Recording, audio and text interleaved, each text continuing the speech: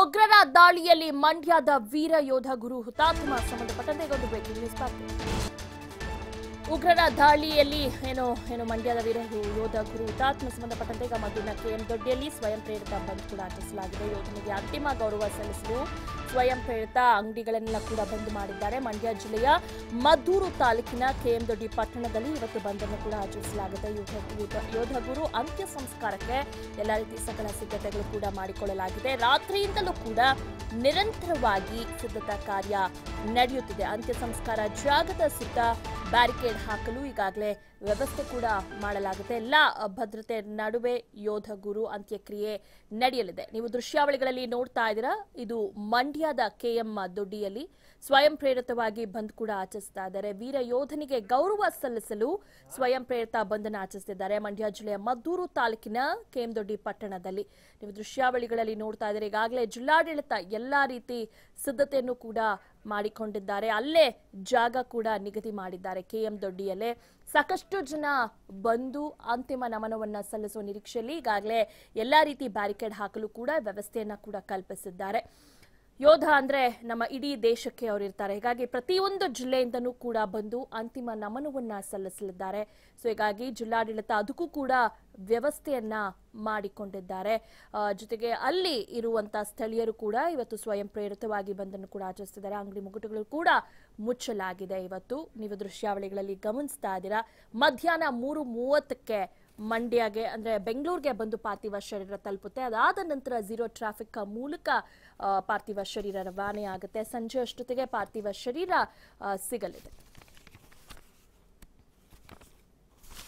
Okay, ಈ ಬಗ್ಗೆ ಹೆಚ್ಚಿನ ಮಾಹಿತಿಯನ್ನ ನೀಡ್ತಾರೆ ನಮ್ಮ ಪ್ರತಿನಿಧಿ ಮೋಹನ್ ರಾಜ್.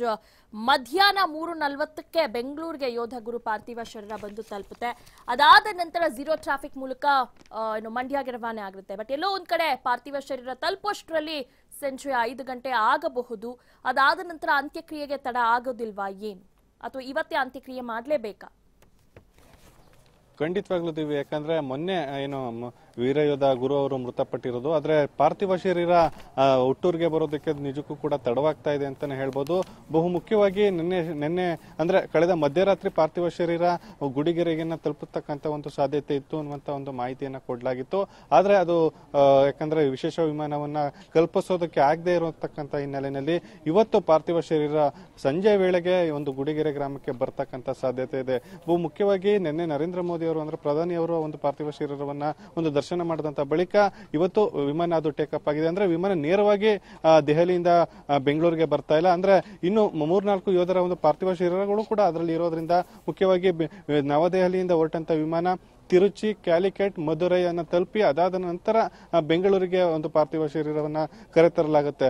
ಅಲ್ಲೂ ಕೂಡ ಅಂದ್ರೆ ಅಲ್ಲಿ ಒಂದು ಗೌರವ ವಂದನೆಯನ್ನ ಸಲ್ಲಿಸಿ ಅದಾದಂತ ನಂತರ ಬೆಂಗಳೂರು ನಗರದಿಂದ ಕೆಂಗೇರಿ, ರಾಮನಗರ, ಚನ್ನಪಟ್ಟಣ, ಮದ್ದೂರು ಮತ್ತು ಕೆಎಂ ದೊಡ್ಡಿ ಮಾರ್ಗವಾಗಿ ಗುಡಿಗೆರೆಯನ್ನ ಪಾರ್ಥಿವ ಶರೀರವನ್ನ ಝೀರೋ ಟ್ರಾಫಿಕ್ ಮುಖಾಂತರ ತರತಕ್ಕಂತ ಎಲ್ಲಾ ವ್ಯವಸ್ಥೆಯನ್ನು ಕೂಡ ಮಾಡ್ಕೊಳ್ಳಲಾಗ್ತಾ ಇದೆ. ಯಾಕಂದ್ರೆ ವಿಮಾನದಲ್ಲಿ 3-4 ಪಾರ್ಥಿವ ಶರೀರಗಳು ಇರೋದ್ರಿಂದ ಆಯಾ ಒಂದು ರಾಜ್ಯದಲ್ಲಿ ಆ ಯೋಧರ ಒಂದು ಪಾರ್ಥಿವ ಶರೀರವನ್ನ ತಲುಪಿಸಿ ನಂತರ ಬೆಂಗಳೂರಿಗೆ ಬರಬೇಕಾಗಿರುವಂತಹ ಹಿನ್ನೆಲೆಯಲ್ಲಿ ಪಾರ್ಥಿವ ಶರೀರವನ್ನ ಹುಟ್ಟೂರಿಗೆ ತರ್ತಕ್ಕಂಥದ್ದು ತಡವಾಗ್ತಾ ಇದೆ ಅನ್ನುವಂಥದ್ದು ಈಗಾಗಲೇ ರಕ್ಷಣಾ ಇಲಾಖೆಯಿಂದ ಬಂದಿರತಕ್ಕಂತ ಮಾಹಿತಿ.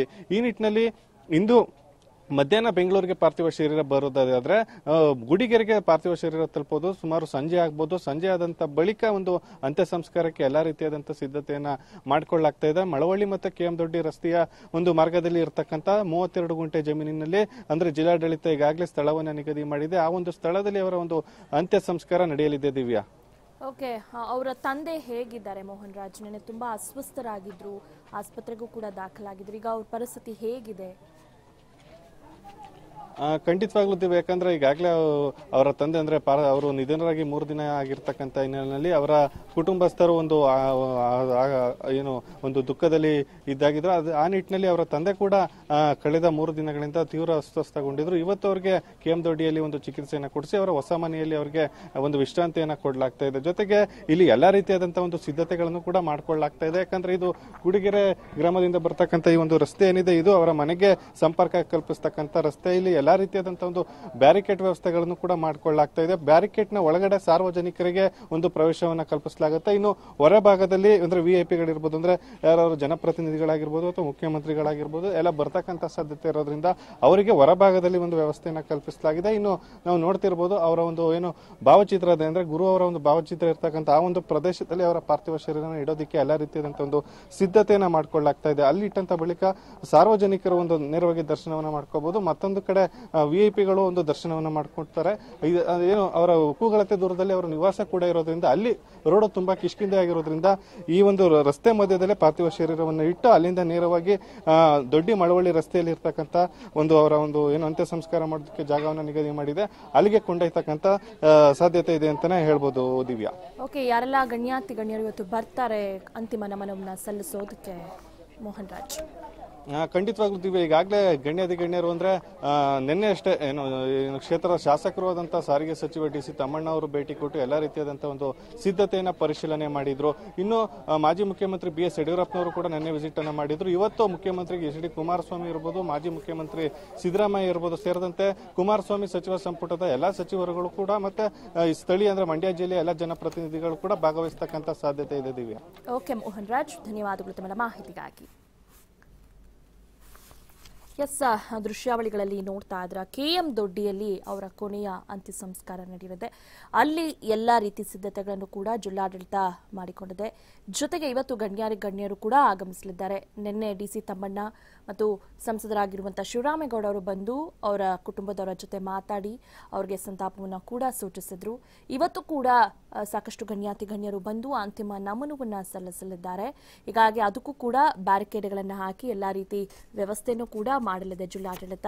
ಇನ್ನೊಂದು ಕಡೆ ಇವತ್ತು ಸಂಜೆ 5:30 6 ಗಂಟೆ ಸುಮಾರು ಹೊತ್ತಿಗೆ ಯೋಧನ ಅಂತ್ಯ ಸಂಸ್ಕಾರ ನಡೆಯಲಿದೆ. ಯಾಕಂದ್ರೆ ಈಗಾಗಲೇ ಸಂಜೆ ಅಂದ್ರೆ ಮಧ್ಯಾಹ್ನ 3:40ಕ್ಕೆ ಬೆಂಗಳೂರಿಗೆ ತಲುಪುತ್ತೆ. ಅಂದ್ರೆ ಬಹುಶಃ ಮಂಡ್ಯ ತಲುಪಷ್ಟರಲ್ಲಿ ಒಂದು ಸಂಜೆ 5 ಗಂಟೆ ಆಗಬಹುದು. ಹೀಗಾಗಿ ಈ ನಿಟ್ಟಿನಲ್ಲಿ ಎಲ್ಲೋ ಒಂದ್ ಕಡೆ ಸ್ವಲ್ಪ ತಡವಾಗಬಹುದು. ಆದ್ರೂ ಕೂಡ ಅದಕ್ಕೂ ಜಿಲ್ಲಾಡಳಿತ ವ್ಯವಸ್ಥೆಯನ್ನ ಮಾಡಿದೆ. ದೃಶ್ಯಾವಳಿಗಳಲ್ಲಿ ನೋಡ್ತಾ ಇದ್ದೀರಾ ಆ ಜಾಗವನ್ನ.